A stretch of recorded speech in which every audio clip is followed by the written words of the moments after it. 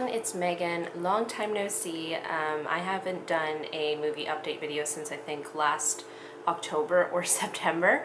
That's just a reflection of how busy life has been in general. But I've really been back into movies lately, starting with this challenge that I'm going to tell you about in a minute there, but suffice it to say, I definitely want to be doing movie wrap-ups every month, and I think I was going to, way back when, try to talk about all the films that I see in the run of the month, but I've come to the conclusion that that's not exactly probably the best idea, because then the videos become really long, because I frequently rewatch movies that I've seen before. So I'm going to try my best to make these videos out of the movies that I have not seen before, that I've only seen for the first time that month. That is my plan. Also, I'm sorry for background noise that you may hear over this video because it's summer and my windows are open, so there's a lot of cars going by. But before I go into the movies that I saw this month, I will just say that way back in January, I decided to participate in this challenge called hashtag 52 films by women, and it is just that. It is watching 52 films in the run of the year directed by women. And so I made a list. I have it here. And as you can see, I have, over the course of the last 6 months, gone through and whited out, put in new titles and stuff. And that's just because I tried to go through a lot of the films that I've seen already that were directed by women and just have them there as sort of backups for the weeks that, like, if I didn't feel like watching a new film, or if I didn't honestly think that I could come up with 52 films by women that I wanted to watch. Oh man, was I so wrong. Because of Twitter, and because of the people that I follow, and yeah, just the Twitter accounts that I follow, I have come across so many new lady filmmakers. Most of it is thanks to Maria E. Gates. She has an amazing Twitter account. You should go follow her, but she also does social media for TCM, which I follow as well. So I just see so much stuff in the run of the day from them. Because of her, I've seen so many titles of films directed by women, and what I'll do is I'll go onto YouTube and type in the trailer for that movie, put it in my watch later, and then watch a bunch of them back to back.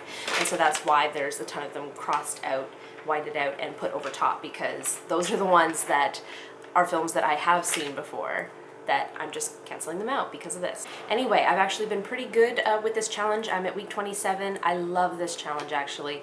It's probably one of my favorite things that I'm doing this year, and the fact that I've been able to do it consistently week by week. There have been a couple times where I didn't do it for a couple weeks and then I watched 2 films and was caught up. So I am caught up now. I'm on week 27 or 28, so that's 27 films.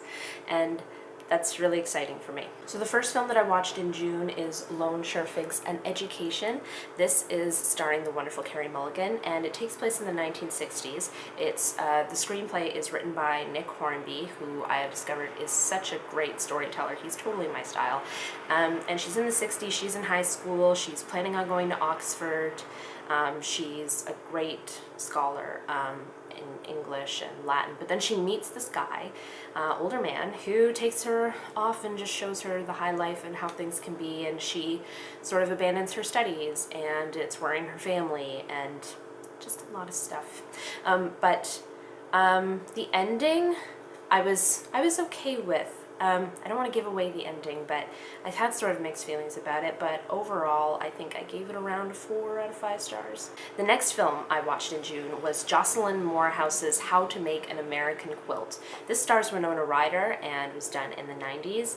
It's got a lot of stars in there. You've got Anne Bancroft, I believe Ellen Burstyn, Gene Simmons, and Kate Nelligan. And I loved this film for a lot of reasons. I saw a lot of my grandmother and my own family reflected in the women in this film. It's very sisterhood oriented and quilting. My grandmother quilts, so I saw parallels there. But it's a film very of its time. I like the girl, Winona Ryder. She is a grad student and she's engaged to this guy, and as the movie goes on, you see that, in my opinion, by today's standards, I feel like they wouldn't be ready to get married. Like, it's very whirlwind, and they haven't talked about a lot of stuff like children and like plans, like kind of the bigger picture of stuff, which kind of surprised me, but it was the 90s. But then we also did flashbacks to the women in her life, her aunts, I think, and her grandmother, and got their stories. And those stories too were very much of the time, 1950s, 60s, stand by your man kind of stuff that I don't know how applicable it would be today. I believe in some circumstances it would be, but still, that stuff kind of bothered me, but I had to remember it's of a product of its time, and overall it was a good movie. I think I gave it like 3.5 out of 5 stars. And the third film that I watched was Regarding Susan Sontag. This is a BBC documentary that was produced couple of years ago maybe by Nancy Cates, might have been even 2012, and it's about the writer Susan Sontag. I had heard her name just over the course of my life mentioned here and there in articles or in conversation or whatever, and I didn't really realize who she was until I watched this documentary. And once I did, I realized that she's a big powerhouse feminist. She was an amazing journalist and writer, and there were little, snippets of stuff that she'd written that was recited throughout, and I realized she really appeals to me too. Her writing does, so I'm definitely going to be checking out more works by her, and it was really fascinating to have that look into her life. I think it was around this time, or maybe a little bit before, that I went to see Finding Dory in theaters. I think we saw it the first cheap night after its film's release, like the Tuesday after, and it was funny. It was long anticipated for me, and I'm a huge Disney Pixar geek, of course, but I found myself to be kind of disappointed by it. There was a lot of stuff that I loved about it, but parts of it didn't feel original. I felt the story moved very, very fast. Like, it was really fast. They're just, I don't know.